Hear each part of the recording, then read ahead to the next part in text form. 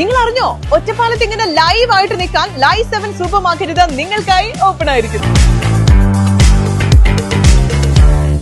കാത്തിരിപ്പുകൾക്കൊടുവിൽ ഒറ്റപ്പാലം താലൂക്ക് ആശുപത്രിയിൽ 108 ആംബുലൻസ് തിരിച്ചെത്തി. കാത്തിരിപ്പുകൾക്കൊടുവിൽ ഒറ്റപ്പാലം താലൂക്ക് ആശുപത്രിയിൽ 108 ആംബുലൻസ് തിരികെ എത്തി. കോവിഡ് സമയത്ത് ഉൾപ്പെടെ സാധാരണക്കാരുടെ വലിയ ആശ്വാസമായിരുന്നു കനിവ 108 ആംബുലൻസ്. 108 ആംബുലൻസുകളായിരുന്നു ഒറ്റപ്പാലം താലൂക്ക് ആശുപത്രിയിൽ ഉണ്ടായിരുന്നത്. എന്നാൽ ഇത് നിർത്തിയിടാൻ സൗകര്യമില്ലെന്ന കാരണം ചൂണ്ടിക്കാണിച്ചുകൊണ്ട് 2 ആംബുലൻസുകളെയും തിരിച്ചെടുക്കാൻ ആശുപത്രിയിൽ നിന്നും നൽകിയ കത്തിന്റെ അടിസ്ഥാനത്തിലാണ് ഏകദേശം 1.5 വർഷങ്ങൾക്ക് മുൻപ് 2 വാഹനങ്ങളും മറ്റ് ആശുപത്രിയിലേക്ക് മാറ്റിയത്.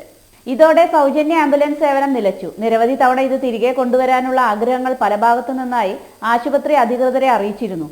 കഴിഞ്ഞ മാസം സ്ഥലം മാറ്റം ലഭിച്ച അട്ടപ്പാടി ആശുപത്രിയിലേക്ക് മാറിയ മുൻ സൂപ്രണ്ട് ഷിജിൻ ആളൂരിന്റെ ഇടപെടലാണ് വീണ്ടും 108 തിരികെ എത്താൻ കാരണമായത്.